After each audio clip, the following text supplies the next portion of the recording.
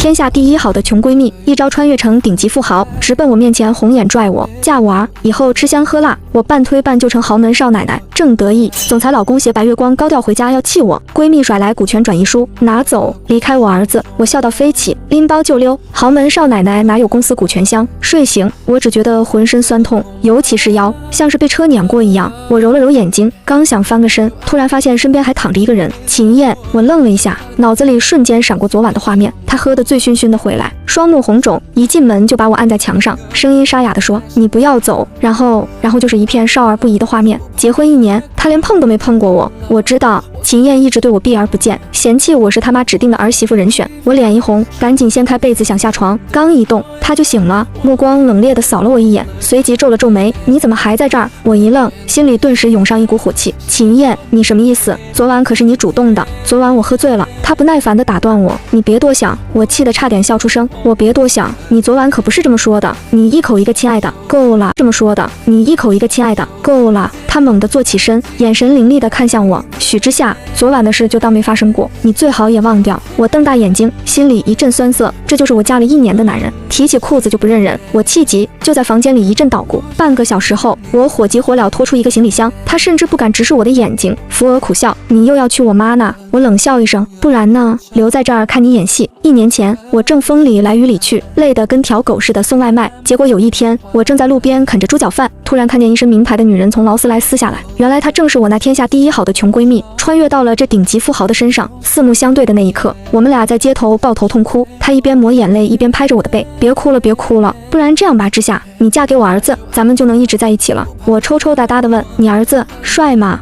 他翻了个白眼：“帅不帅重要吗？重要的是咱俩能天天见面。”我想了想，觉得他说的很有道理，于是豪气干云的一拍大腿：“行，为了你，我愿意嫁给你儿子，哪怕是妾。”一进门，我就奔到我那香香软软的婆婆怀里：“满秋啊，这日子实在是过不下去了。”她一脸心疼的看着我：“怎么了这？”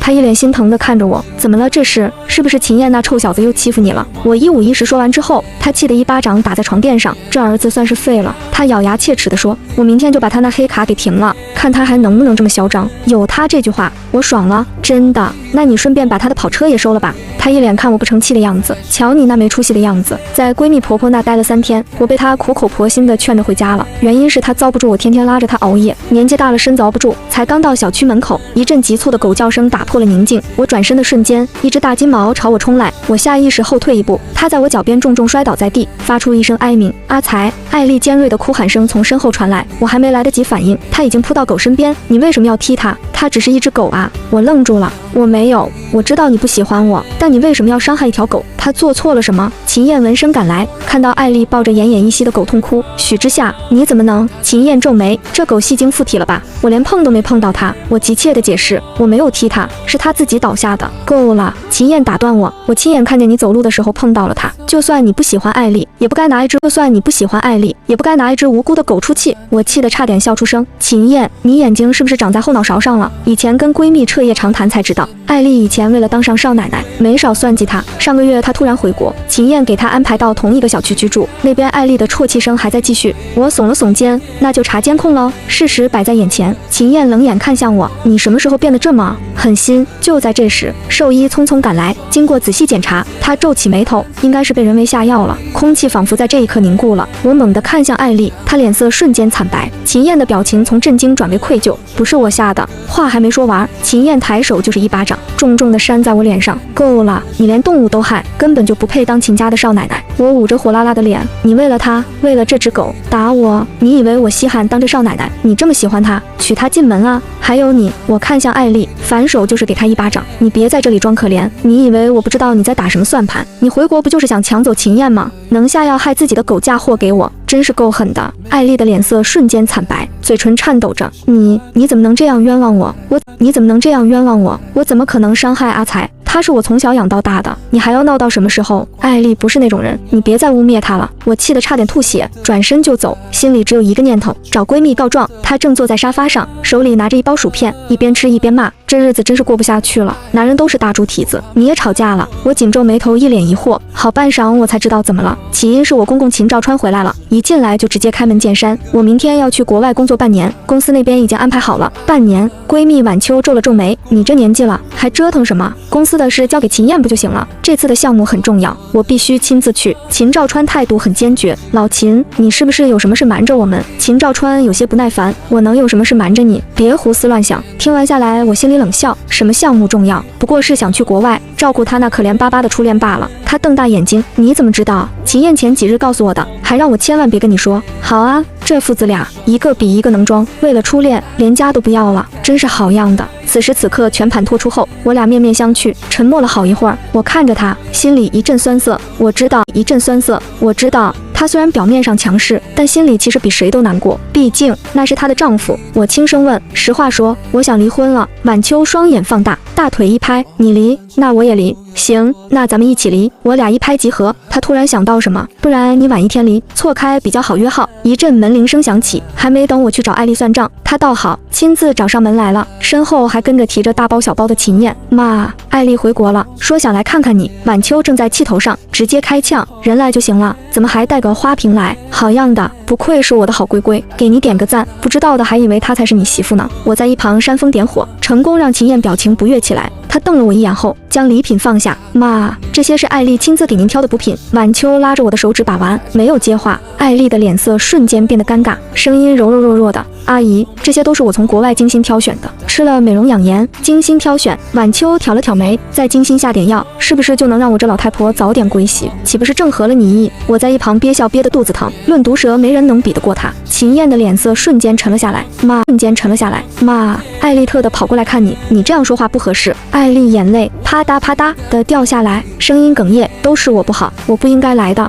我现在就走。说完扭头就走。秦燕见状，赶紧追了出去，临走前还回头剜了我一眼。门一关，我和晚秋同时松了口气。晚秋笑嘻嘻地问我，怎样，臭宝，妈的演技没有破绽吧？我伸起2个大拇指，发自肺腑的赞叹，影后、奥斯卡金马奖候选人的级别了，实在是太牛了。他得意地扬了扬下巴，然后神秘兮兮地凑过来，等会儿去高级会所点几个魔丸丸。我点点头，心里已经开始盘算，离婚后点10个8个都没的问题。令我没想到的是，秦燕一连3天都没回家，我根本没找到机会跟他提离婚，他早就将我的号全拉黑了。我震惊了，他被停了黑卡还有钱。晚秋带了蛋糕甜点来我家，他还没回家吗？我摇头，看来艾丽比我想的还能忍。晚秋冷哼一声，忍。我看他是装可怜装的炉火纯青。秦燕那逆子也是瞎了眼，居然被他迷得神魂颠倒。山不见我，我自去见山。我终于悟了。半小时后，我和晚秋站在艾丽的花店门口。花店里人不多，几个顾客正悠闲地挑选花束。我们带着几个保镖冲进去就是赶人。今天我打算好好教训一下这个不要脸的货。我的声音在花店里回荡，闲杂人等赶紧走开，要是误伤了，我可不负责。话音刚落，顾客纷纷逃也似的离开了，只剩下几个工作人员面面相觑。艾丽从花店深处走出来，知夏姐，你怎么来了？还带着？阿姨，我直接摊开坐。怎么不欢迎？艾丽故作无辜地眨了眨眼睛。怎么会呢？只是没想到你会用这种方式来找我，是不是秦燕最近没回家，你心里不舒服了？我看着她那张虚伪的脸，直接走上前，抬手就是一巴掌。啪，清脆的耳光声在花店里回荡。秦燕的那巴掌就还你了。艾丽捂着脸，依旧那副楚楚可怜的模样。你怎么能打人呢？艾丽，你别在这里装可怜了。你以为我不知道你打的什么算盘？让秦燕为你花钱，为你撑腰，彻夜不归。你以为这样就能逼我离婚？我继续逼近他。我告诉你，艾丽，你那些小把戏在我眼里根本不值一提。有本事就让秦燕跟我离婚，否则你永远都只是个见不得光的小三。知夏姐，你误会了，我和秦燕只是朋友，我从来没有想过要破坏你们的婚姻。朋友，我嗤笑一声，抄起旁边的棍猛地砸向一旁的花架，哐当一声，花架应声倒地，花盆碎了一地。艾丽被吓得后退了一步，脸色苍白。你想干什么？干什么？我冷笑一声，既然你喜欢装可怜，那我就让你装个够。说完，我示意保镖动手，玻璃碎裂的声音，花架倒塌的声音，还有艾丽的尖叫声混杂在一起。就在这时，秦燕气喘吁吁地冲了进来，身后还跟着几个保安。许之夏，你在干什么？秦燕怒吼。我转过头，冷冷地看着她，干什么？你不是看到了吗？我在帮你清理垃圾。秦燕拳头紧紧攥起。你疯了？这是艾丽的花店，你怎么能？我疯了。我冷笑一声，眼神里带着无尽的嘲讽。秦燕，疯的是你，为了这个女人，你连家都不回了，连自己的妻子都不管了，你还有什么资格说我疯了？我警告你，你别再无理取闹了。艾丽是无辜的，你这样做只会让我更讨厌你。你想警告谁？闺蜜从我身后走出来，晚秋目光锐利地盯着她，一字一句地问道：听你这意思，是铁了心要离婚，娶那个小妖精了？秦燕没有说话。既然你心悦艾丽，那当妈的也不勉强。也不勉强你了。晚秋悄悄地警了我一眼，从包里掏出了一份股权书，重重地放在我的手里，故作失望地说道：“知夏，拿着，这是沈氏集团30%的股权转让书，从今天起，你就是沈氏的股东之一，离开我儿子。”我哽咽着说道：“好。”秦燕见状，顿时目眦欲裂，猛地扑过来，伸手就是抢。妈，你疯了吗？这是沈家的产业，你怎么能随便给一个外人？晚秋一个侧身，挡在我面前，抬手就是一巴掌甩在秦燕脸上，啪的一声脆响，整个花房都安静了。外人？他冷笑，知夏是我儿媳妇，怎么算外人？倒是你，为了个小3连家都不要了，还好意思在这儿跟我谈外人？秦燕捂着脸，被噎得说不出话。她转头看向我，眼神里带着几分哀求：“知夏，我们回家好好谈谈，行吗？”我冷笑一声，扬了扬手里的股权书。晚了。艾丽站在一旁，哭哭啼啼：“秦燕哥，你别为了我跟知夏姐闹成这样，我可以走的。”艾丽，这是不怪你。秦燕顿时心疼的不行，伸手想去拉她。闭嘴！我厉声打断她。秦燕，你不是要离婚吗？行，我成全你，但这30%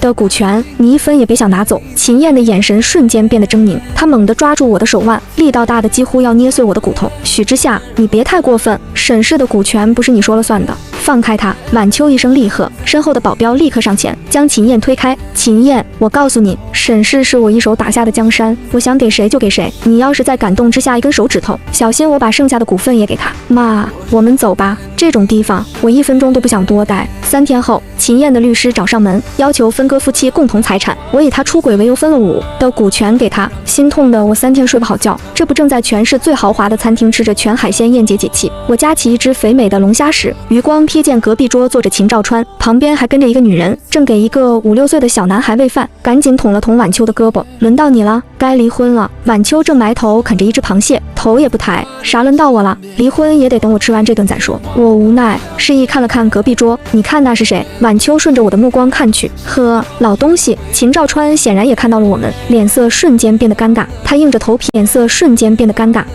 皮，走过来，试图解释。晚秋，真巧啊，那是我朋友，他得了病，来国内治病的。我心里冷笑，信你就有鬼了。晚秋点点头，老秦，你行啊，不仅照顾人家，还顺便照顾人家儿子，真是热心肠啊！秦兆川额头冒汗，晚秋，你听我解释。晚秋一摆手打断他，不用解释了，我都懂。你不是要去国外工作半年吗？怎么工作地点改到餐厅了？秦兆川被对得哑口无言，只能尴尬地站在原地。秦兆川一回到家，晚秋冷笑一声，从包里掏出一份文件，这是离婚协议书，我已经签好了，签完字你就自由了。爱跟谁过跟谁过，别再来烦我。晚秋，你这是什么意思？我们这么多年夫妻，你就这么轻易提离婚？晚秋一听，差点没笑出声来。哟，秦兆川，你一个入赘的，哪来的股份？沈氏集团姓沈，不姓秦，你是不是在国外待久了，脑子也进水了？秦兆川诧异，当初我可是签了协议的，沈氏集团有我一份。晚秋嗤笑一声，慢悠悠地从包里掏出一份文件，晃了晃，协议。你是说这份吗？不好意思，我早就把它撕了。你现在顶多算个临时工了，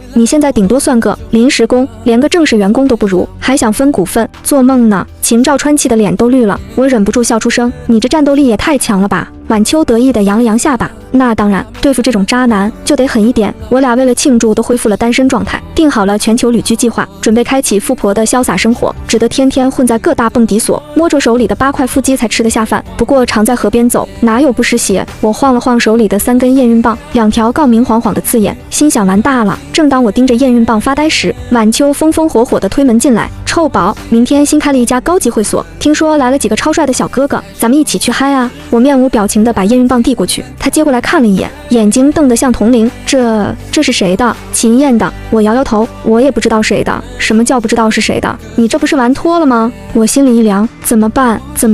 照办，反正我都更年期了，生不了，生出来我就有孙子了。我给了他一个白眼。晚秋贱兮兮地凑过来，这样吧，我给你5个亿，你把他生下来，怎么样？我摸了摸下巴，故作沉思，5个亿听起来好像还不错。晚秋立马拍手，那就这么定了。从今天起，你就是我的金贵孕妇啦！我负责养你，你负责生娃。隔天，我被晚秋按在检查床上，医生突然咦了一声，胚胎发育速度不对啊！医生推了推眼镜，这至少3个月了。3个月，我掰着手指头算日子，那就不可能是秦燕的孩子。晚秋突然兴奋地掏出手机翻日历，等等，3个月前你去过夜色酒吧庆功宴，喝断片后非拉着个男模说要教人家跳钢管舞，诊室门砰地被推开，一道混血儿的深邃轮廓闯了进来。沈小姐说的庆功宴是不是这场？手机屏幕上赫然是夜店监控。喝醉的我把领带套在男人脖子上，豪气冲天的宣布：今晚你归姐了。而那个被迫营业的男人，正是眼前这位顾氏集团 CEO 顾凡。那晚你吐了我一身高定，顺走我的普拉达，还给我微信备注8块腹肌工具人，后拉黑我。顾凡冷笑一声：现在该算账了。晚秋突然掏出计算器，等等，5个亿抚养费折合成项目合作的话，顾氏让出西城开发区3个点，孩子归顾家。顾凡打断他：条件随你开。我冷冷地说：你当菜市场买菜呢？你当菜市场买菜呢？老娘差你这点钱。顾凡慢悠悠地从口袋里掏出一张名片，递到我面前：我给你3天时间考虑。说完，他转身离开，留下我和晚秋面面相觑。完了，这下可怎么办？晚秋急得直跺脚，顾氏可不是好惹的，人家早就上市了，经过我俩的一致协商，就是跑路，就不信遁到国外还能找得到我们。我和晚秋准备潇洒走人，就被秦家一行人堵在机场。艾丽站在最前面，眼眶泛红：阿姨，知夏姐，我知道你们不喜欢我，但我有了秦燕哥的孩子，孩子是无辜的。我愣了一下，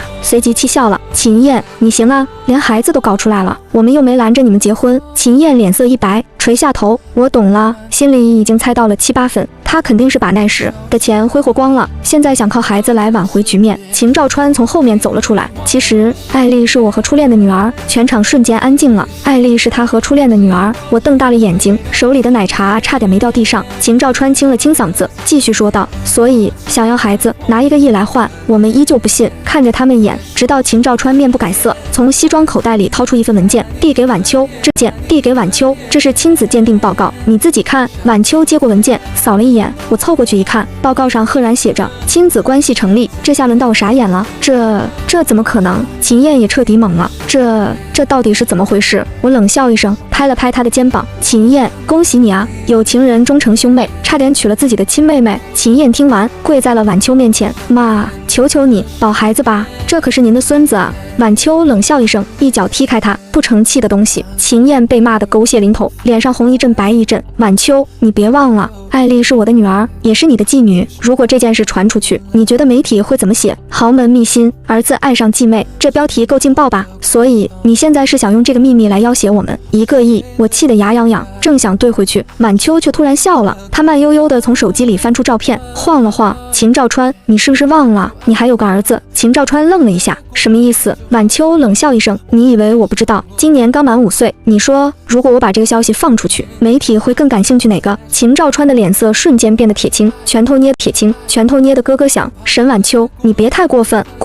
晚秋挑了挑眉，比起你那些龌龊事，我这算什么？我忍不住在角落默默给晚秋竖了个大拇指，心里暗爽，这波打脸简直不要太爽。本来我不想说的，其实吧，阿川根本不是我的孩子，是我在福利院领养的，本想培养成沈氏接班人的，谁知道养废了。轮到对面3个人惊呆了，所以这也不是我的孙子，你们想生就生。秦燕瘫坐在地上，从天堂到地狱也不过如此。晚秋看了看手表，语气轻松：别在这儿浪费时间了，我们的飞机快起飞了，走吧。我点点头，挽着晚秋的手臂，刚要登机，手机就响了，是顾凡打来的，也不知道他怎么知道我的号码。我挂断，他又打，一旁的检票员在催我们，我只好接通：喂，许之夏，你居然想跑？电话那端传来一阵怒意，我心里一虚，顾凡，你管得着吗？我想去哪儿是我的自由。说完，觉得背后凉飕飕的，总感觉有莫名其妙的眼神看着我。果不其然，跟顾凡眼神对上的那一刻，我手机快飞出去了。我靠！我吓得一激灵，立马挂断电话，拽着晚秋就往登机口冲。快走，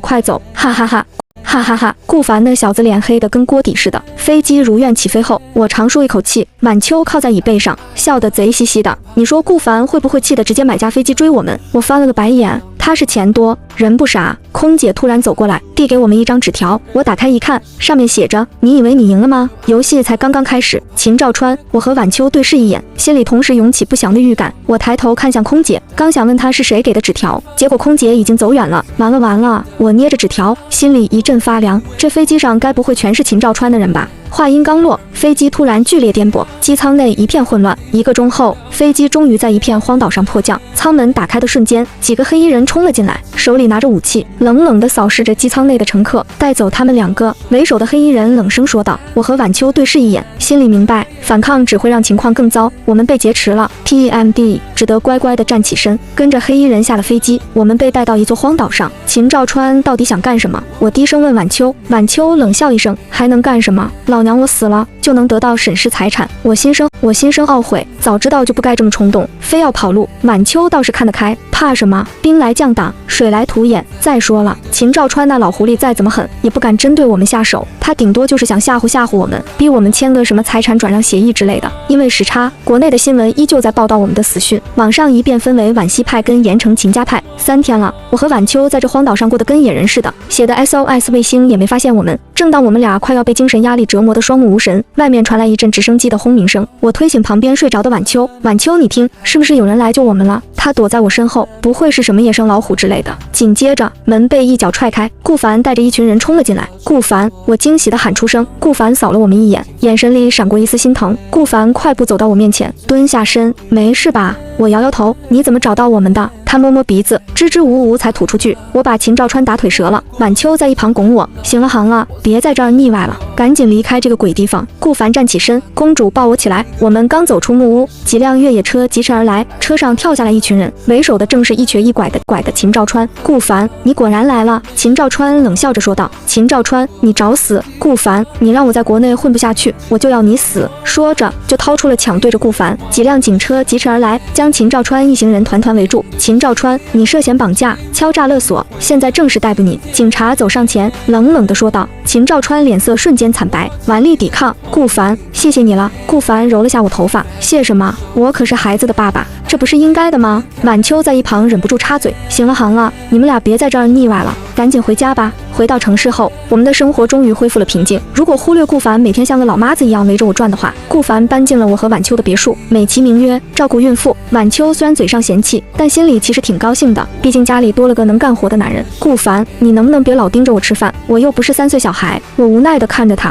顾凡挑了挑眉，不行，你现在是2个人吃饭，我得确保你营养均衡。一天晚上，我们3个人坐在客厅里，孩子出生后，咱们3个一起养吧，我提议道。晚秋点点头，我没意见，反正我也闲着没事干。顾凡却皱了皱眉，你们俩是不是忘了，我才是孩子的爸爸？我白了他一眼，怎么，你还想独占啊？顾凡无奈地笑了笑，行，你们说了算。对了，咱们得给孩子起个名字。我摸了摸肚子，你们有什么想法？顾凡想了想，如果是男孩，就叫顾晨吧，寓意星辰大海。晚秋却摇摇头，太普通了，不如叫沈秋夏，既有我的秋，又有之下的夏，多有个性。你这名字也太随意了吧。我无奈地叹了口气，行吧，你们开心就好。几个月后，孩子顺利出生，是个男孩。我们最终还是决定叫他徐小晨，毕竟顾秋夏这名字实在有点奇怪。晚秋每天抱着孩子不撒手，顾凡则负责换尿布、喂奶，忙得不亦乐乎。而我每天除了吃就是睡。有一天，顾凡突然问我：之夏，你后悔吗？我愣了一下，后悔什么？后悔当初在酒吧里把我拉走。我眨了眨眼，故意逗他。其实吧，